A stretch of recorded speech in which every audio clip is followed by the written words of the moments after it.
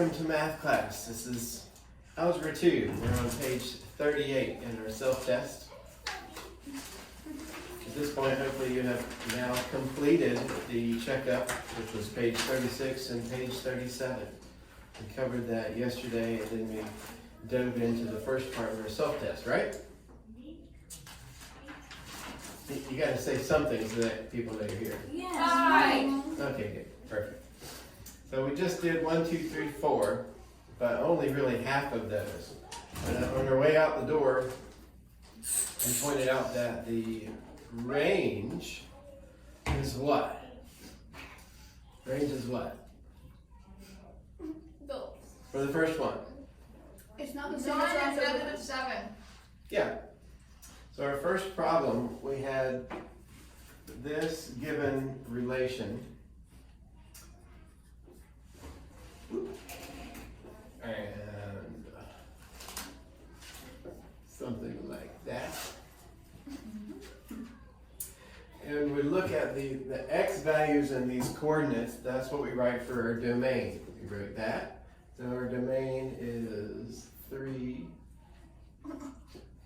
and 9. That's a 4. Wait, you guys aren't saying anything. Oh, yes, sir. That is. Yes. 4. All right, and those numbers come from there. And then our range is the 9. I think that's supposed to be a 9. A 9 and negative 7. We know these are specific numbers because what they gave us was this specific relation, this exact number of coordinates.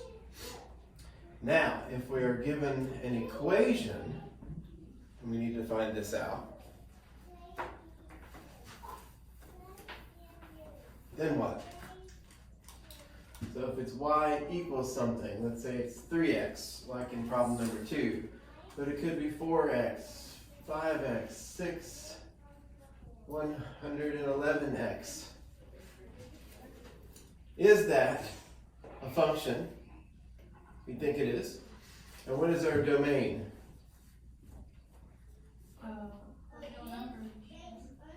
Real numbers. But what's the range? Real numbers. Real numbers! Alright, good. Real numbers. Because we can plug in any real number for x, which is our domain values, which we determined could be any real numbers, would give us a real number for y. Right? Wow. Okay, good. Right. You guys are loving it. Correct. Oh, I should have erased all that. So let's say y was that absolute value thing. Absolute value. Domain would be real numbers. But then the range.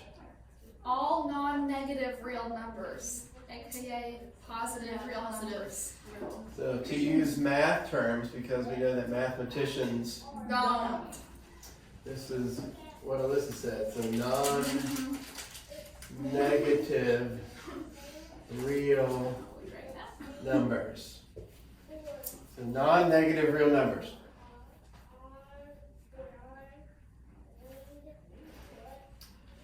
So that covers what we started on yesterday, kind of gives us a little bit more room to explain it. Now we're going to move on to number 5 and or 6. So 5 and 6. What's that section say we need to do? Because we need to determine whether the following relations are functions. Wait. And how do we do that? I cannot remember. What do we do with number 4 though? Well, 4 is the same as 2. Oh, okay. Yeah, if x equals y or y equals x, or you assign any coefficient with either of them, then you still have real numbers. If we had square roots or something, then we'd have to deal with something a little differently perhaps. Alright, so determining if these are functions. So we have this x equals, and we have -1, 4. I'm just copying down what's in number 5. And 4, -1. Y is like it, only it just has 3 different coordinates. We're trying to determine if these are a function. Now, if you flip back in your pace, let me find that page. Way back, page 5. We were trying to determine way back then, and we had a way to do this. We had a mapping test. And we had vertical line test, tells us if something's a function. So if our graph looks something like this, and I do a vertical line anywhere on this graph, it only intersects it at one point, no matter where I go, right? Anywhere that line, vertical line passes through it, so then I know, is this a function? Yes, it's a function. So that's the vertical line test. We do that if something is drawn out. If my graph did this, though, it would pass through it at 2 different points. And even if it came around and did this, Is that a G or an S? then if it did this,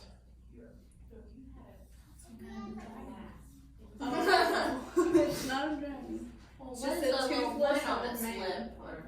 So, huh? His upper lip is just gone. Oh, I thought the nose was his lip. Me too. It's just a giant nose lip. Wait, Never mind. What? There's really no good way to fix it. We'd have to eliminate this part and just give him some kind of nose, but then now it looks weird. That's kind of how, It's bad. oh, that was wonderful. I was like, it's a lip. that's kind of how Olaf's face works. He's got the face and then the carrot sticks out of it like that. Hey, the lines look like the little lines on the carrot. Yeah. Yeah. That's his carrot nose. No, it's But that's a freckles. scary looking Olaf. He's just like, ah. It's just a human with a carrot stuck in his face. He doesn't have a nose, so someone just shoved a carrot in the empty space. Yeah. Well, that's how he got his nose. He was missing a nose all that time. Actually saw a kid. So those things tell us vertical line test, it's a function, it's not a function, pretty simple to do. What was confusing a little bit when we began this before was trying to figure out, okay, I need to do this mapping test thing. And remember the pace, if you look back on page 5, it has the circle on the one side, circle on the other side, and you're drawing arrows from one to the other. But when we did it, we took our domain values and we put them in the top circle. So here I've got -1 and 4.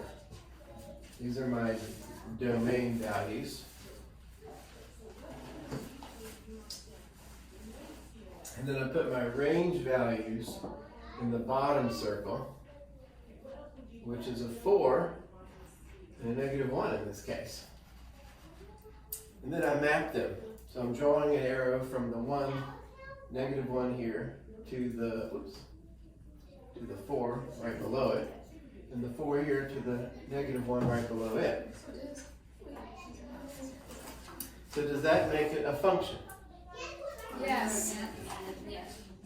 Yeah, this is a relation and it is a function.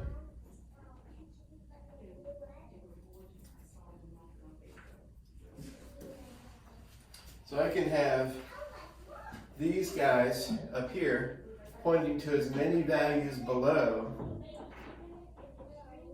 as I want to. But am I allowed to have the same value pointing to any 2 of these? No, I'm not. Thank you for that response. Shakes my head. Oh, okay. Let's move on. So that's how we determine these guys, if they are functions or not. So in the case of the 2 that we have on our self-test, are they a function? 5 is function, So 6 we've is got function. this one drawn out. This one is definitely a function, number 5. What about number 6? It's not, because they all have the same range, and so they can all point to the same things, and then therefore they are not. What? Wait, so you line them up like you would do with the 2 when there was just 2 in them? They're the same number, yeah, you don't put all 3 down. So let's make sure we're clear. Okay. Let's get rid of these. Yeah, and since they all have like the same number then And these go away.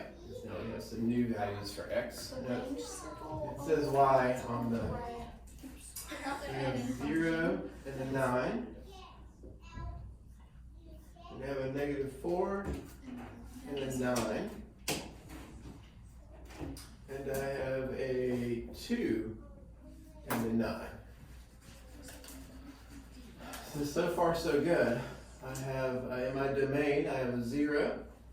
I also have a 2 and a -4.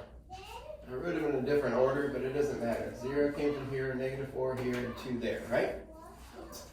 In my range values, there's a 9 9. So in it's every 9. case. So this connects here, this connects here, and this connects here. Is that a function? No. Yes. What? Oh yeah, it is because What? they're all they all Because they point don't to cross different over numbers. then? It's not one. It's not like -4 pointing to So- -4. If I change this around and I got rid of this -4 and 9, so -4 goes away. But I had another 2. Make sure I'm thinking this through correctly. And I don't know, some any other number here, 5. So 5 here, right? And 2's already there. What happens? Now I have a 2, but it's going to 2 different range values. Okay. That's not a function. Okay. So if I have 2 x's that are the same, Okay, so if the domain has similar, or, the same numbers, then, so it's fine if the range has the same values, but if I have 2 values in there. Now, when you're checking this, think for a moment, how would you graph that? I would go over to 2, and I would go up to 5. I would go over 2, and I'd go up to 9. Uh-oh. No matter what my graph's doing, I have these 2 points that are in the same line. So my graph doesn't necessarily have to be graphed like this. It could be some kind of graph that's graphing like that. I just made that up. But really, you could pick it, 0 and 9. That'd be over here. So we know that much is true. It goes across this way, and it also touches to this point. So it could do that. My vertical line test fails. So definitely not a function if I have 2 domain values that are the same. Mhm. So 2 here are the same, pointing to 2 different range values, not a function. Okay. That's the way you can remember that, but that was way back on page 5. It's a long, long time ago. So that's 5 and 6. Number 7 is our inverse situation. You guys remember inverse? Inverse. So what would be the inverse there for number 7a? They give you have a set of values, but what would be the inverse b? 9, 1, 2, -3, 9, 5. Yes, that is correct. So b, change that to a b, is 9, 1, 2, -3, and 9, if I am astutely looking, I noticed something as I was writing it out. It's not a When I wrote function. the inverse, I saw a 9 there and here, both in the domain, which tells me it's Not fun. not Not funky. a function. Not. So number 7, you write this for your answer in A, but in B, you write not a function. Oh, what number 8? It's function. Is number 8 a function? I think anyway.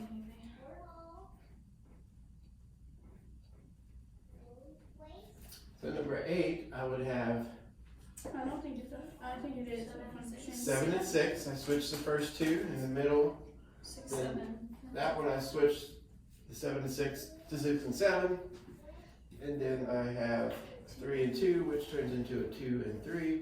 I take a quick glance at I have a 6, 7, and a 2 in my domain. And then I have a 6, 7, and a 3 in my range. And the 7 points to 6, the 6 points to 7, the 2 points to 3, and we have a function.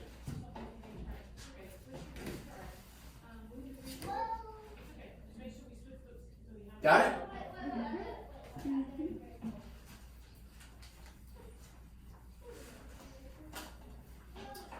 All right. So that's our inverse. 7 and 8 are the same there. Number 9. So we really get into the good stuff. Using table method. What was the table method again? So like, Is that where we sit at a table and talk about important things? it like you choose a number to be X, or they give you one and you put it in for X answer problem. Yeah. Bingo, exactly. So they gave you this equation, 3x minus y equals 2. And they even were kind enough, you know what, we should write a letter. Thank you, ACE, for being kind enough. So they were kind enough to give you this table, x and y. They even chose x values for you. 0, 1, and 2. Now those are always good ones to start with anyhow. Normally we do a -1, 0, 1, maybe -2 and 2. Those kind of values are the standard ones we would pick. In this case though, we just have 0, 1, and 2 is all we need to do. So if I plug in a 0 here, what do I get for y? -2. -2 indeed. How do you know that? We Because did it it. worked it. Because 0 times 3 is 0, and then negative y wouldn't equal 2, so it has to be -2. Yeah. Because a negative times a negative equals a positive. It would look like that, so that of course would go away. Then I have negative y equals 2, so then I have to deal with that negative. It comes to the other side, so y equals -2. Good. That's how you work it out. You're just plugging these values into the equation, right? So what do you get when you plug in 1 up here? You get a 1. -5. What about a 2? If I plug a 2 in here, this becomes a 6. What do I get? 4. 4. Very nice. And then they want you to graph that. So we have these points. We're going to graph those points. And that gives me 0, -2. That's somewhere in this area. 1 and 1. Somewhere about right there. And then 2, 4. About right there. Those are very aggressive numbers. 2, 3, 4. Something like that. That's my 4, 2, 1, and 1. Wow. And then I draw my perfectly straight line. See how beautiful that line is? I'll take a moment to just, how straight is that line? How does he do it? How straight is that line? Exactly. And of course, But we have to label them. using vertical line test, you should label it. Okay, 3x minus y equals 2. Wait, how does this work out for you? It's like, Not really. Oh.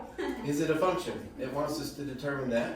And we're using our vertical line test, cutting that thing, and we know that it is in fact a Function. It is a function.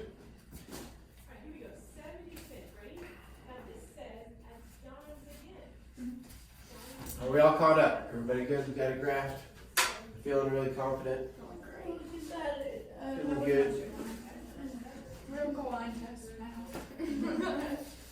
Vertical line test passed. At the bottom, they snuck some little problems in 10, 11, 12, 13, 14, 15. They gave you 6 different problems wanting you to find the what again? Slope. Finding the slope. What is slope?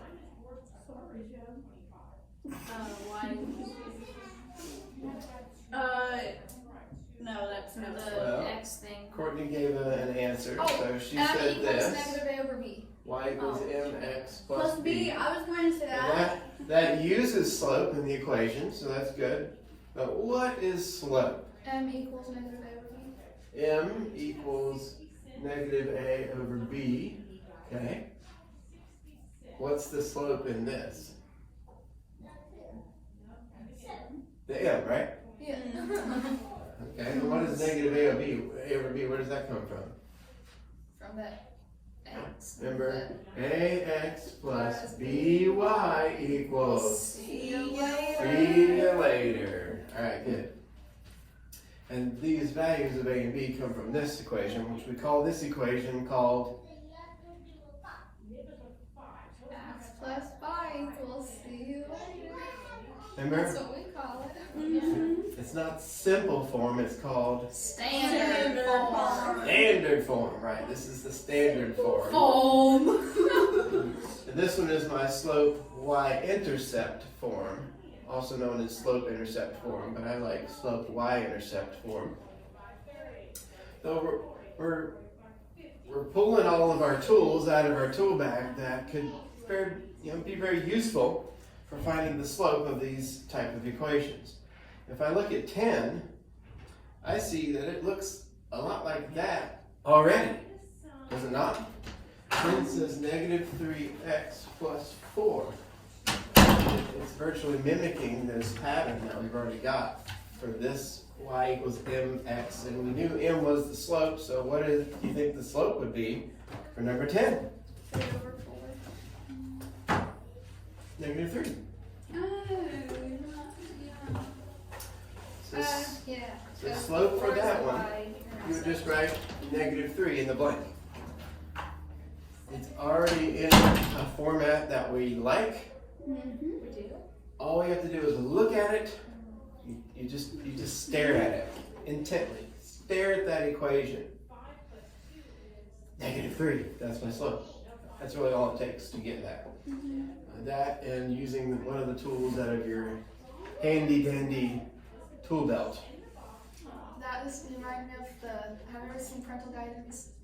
Where you have your cool toolbox, and that's where you keep your little hair squares and your cool blue voice. No, but okay. I got a toolbox for Christmas. Nice. Pink. That's awesome. For some reason, my family thinks I'm obsessed with llamas, so half the things I got has something to do with pink llamas. Rachel even bought me like a little remote control one, and it only turns one way. It's a joke that she started. Just like everyone started asking Rachel or somebody, what does Alyssa want for Christmas? She really likes llamas.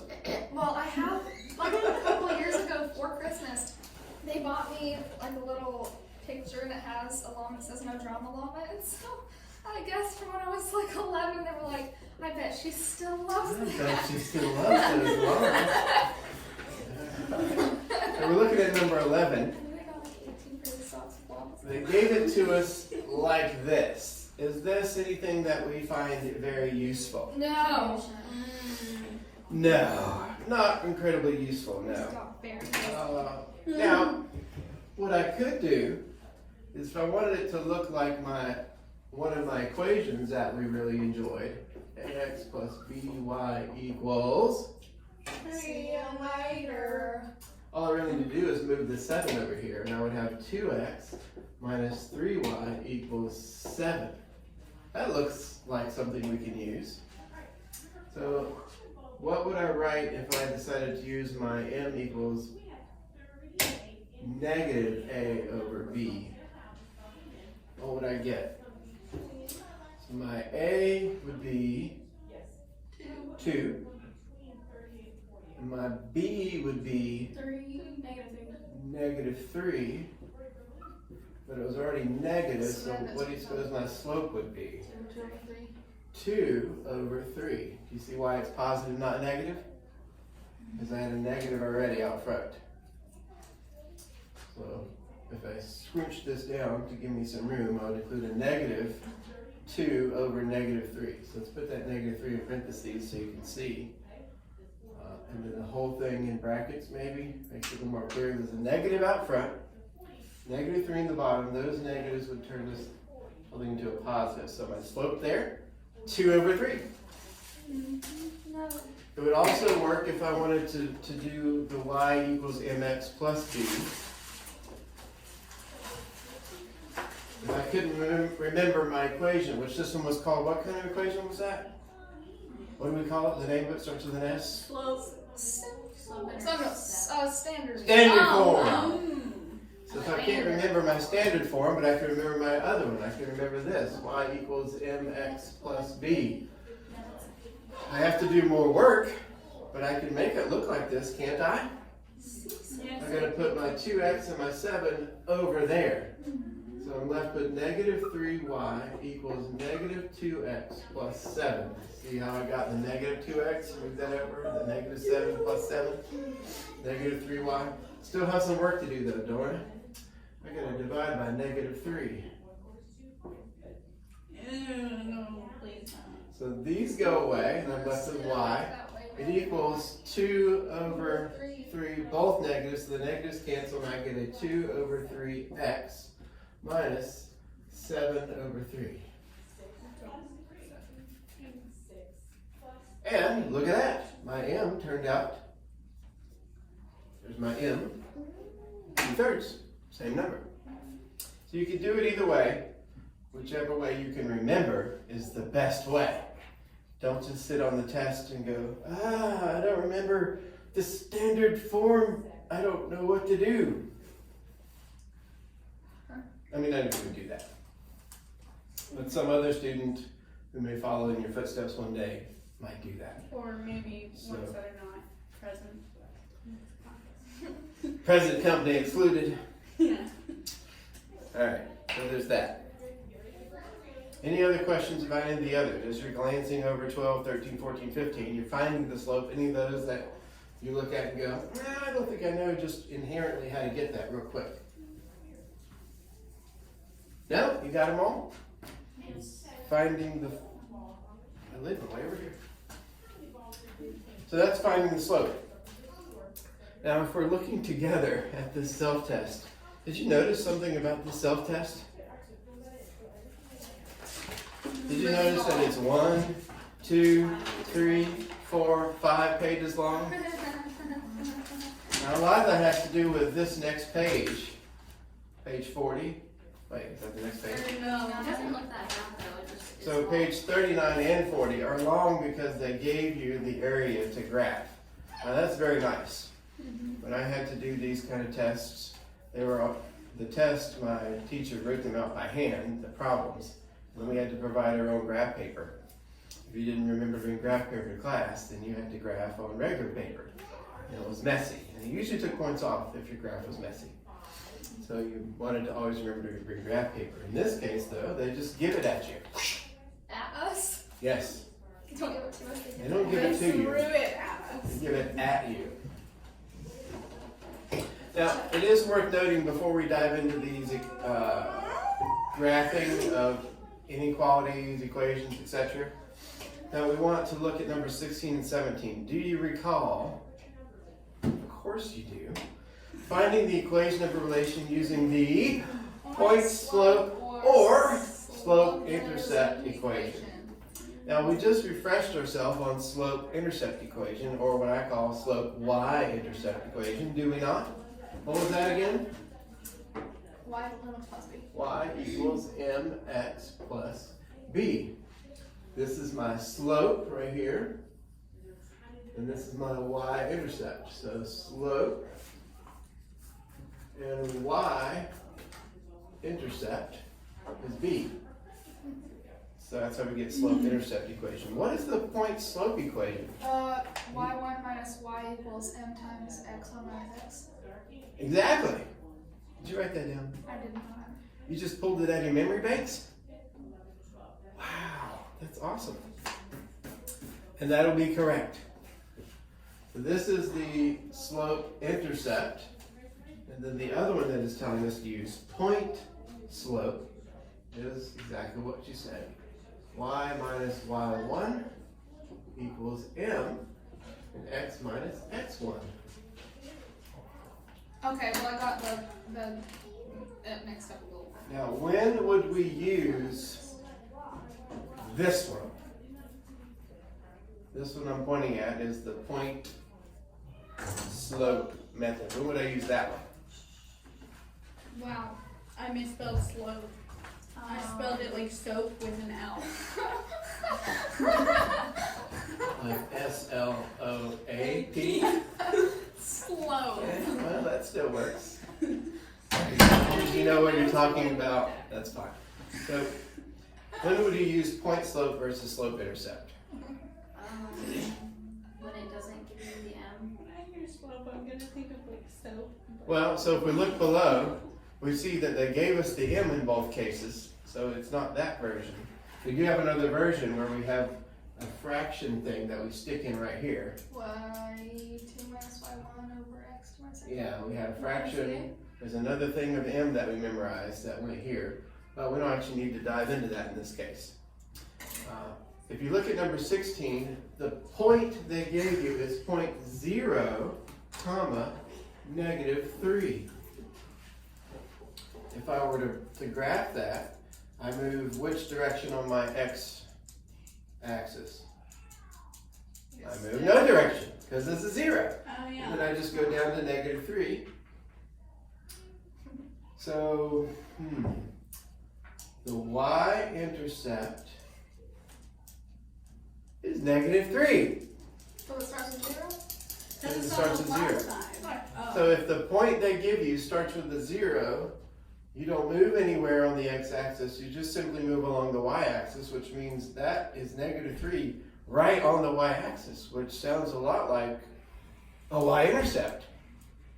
It's the same thing. So if I get a 0, -3, like they gave me in number 16, then I can easily jump up here and use slope y-intercept equation, which is exactly what you would do there.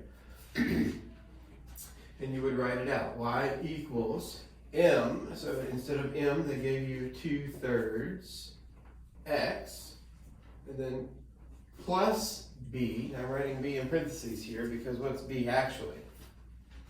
-3. So really, what I would write for my answer, I wrote a b. We have it in that form for the answer. 3. Is that the whole answer? Now, that is the slope-intercept form of that equation. But it wants you to find the equation of the relation. Now, if we remember, we're pulling back, way back from our memories, and we're dusting it off. What does the equation of a relation need to look like? Can't remember. No idea what that is. We said it earlier, several times, with a really strong voice. And it starts with an S. Standard form. Or standard. Standard form, right? Standard form. So it's got to look like that. So I'm not quite done. I still have work to do. So let's get rid of this area here. I don't need any of that. But I still need this. I have to work with that, and I need to make it look like the ax plus by equals. See you later. I need to make it look like that. So that means I need to get this over here. So I'm going to have a negative. My y is already in place. And then my c remaineth. Am I done? No. Why am I not done? Because it's a negative on the x. Yeah. Not only is there a negative in an x, there's also a Fraction. fraction. Mm-hmm. Oh. So what do I need to do? Multiply everything by -3.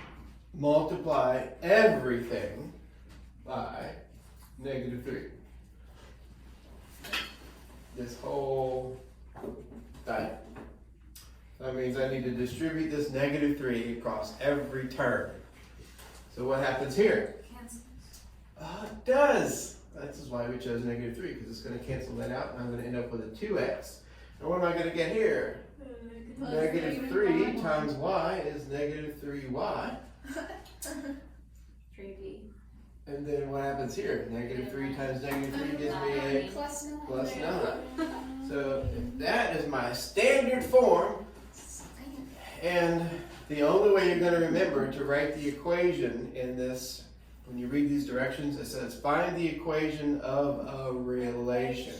That's the only clue you've been given to know it needs to be written like this. If you write it like this, how wrong is it? 100. Well, like Wrong. half a point. That's a stretch. This part is all wrong, and this one's all right. Oh. It's not just all right, it's the right. It's alright. It's all right. Alright. This is all wrong, this is all right. How come we don't say all wrong? We say all right. Alright. Like, are you all right? I'm all right. But are we ever all wrong? Yes. Wait, How would you spell that? That would be I'm all wrong. A-L, yeah. all wrong. Or you can do A-H. Oh, wrong. All wrong. All. I'm at A-H-L. So that's like All All. Wrong. Wrong. I guess. No, take the W out. W isn't wrong. It's just wrong. Cause it is all wrong. All wrong. There you go. So it's all wrong. Yeah. That looks like a kid's past tense of ring. It wrong. It What wrong. would be that? Yeah. All wrong. All wrong. So I don't know. Things can be all right, but I don't know when something would be all wrong. But we do have some spelling options. We could submit that to a dictionary place. Yeah. We have a new word for you. When things aren't all right, they're all All wrong. wrong. Okay. I lost mine. So this is our answer for number 16. And we have found the equation of the relation. Remember, the equation of the relation needs to be in. Standard form. So when you see that, remember, oh, I need to be in standard form. And then you use one of these two options. You might use this, or you might use this. Now we just used this one to do number 16. So which one, just a little guess by ACE odds. If they give you two options and two problems, and you used one option on the first problem, what do you think you might use for the second? The other one! Yeah, they're pretty consistent in that way. So how do I do the second one? I use this because, and why do I use that? Because my point they gave me is not a 0, something. It's actually a point. It's a 2, -4/3. So I have to plug those values in. This is the x value right there, right? Right here. Right there. So x minus, and it's 2.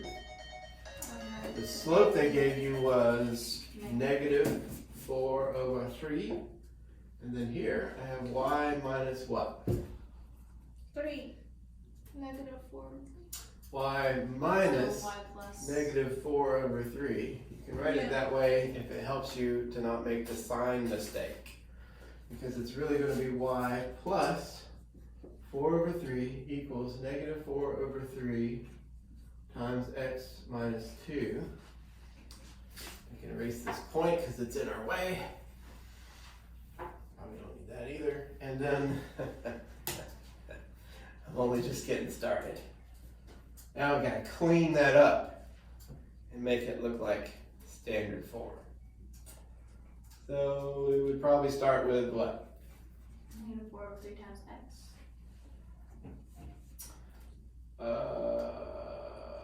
You could do that, but you're going to still wind up with some fractions. Probably want to go ahead and clean this area up first. Multiply. Y plus 4 over 3 equals negative 4 over 3x plus what? What? 3. 4. 8 over 3? Mhm. Is that right? Because I'm doing 2. Oh, yeah, that's Yeah. The mini problem I did was negative 4 over 3 times negative 2. Over So 1. that's as if it's 2 over 1. So the top numbers I multiply gives me an 8 in the top. The negatives become positive and 3's in the denominator. And then we just multiply Now by it looks 3. like if I clean this up by multiplying everything by 3, I would get a neat result.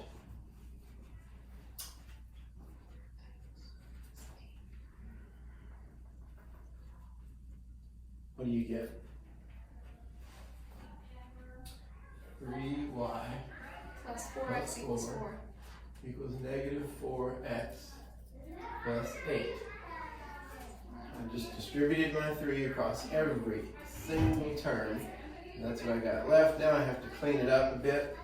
The 4 comes over here and I get 4x Oh yeah. plus 3y equals, and then I subtract.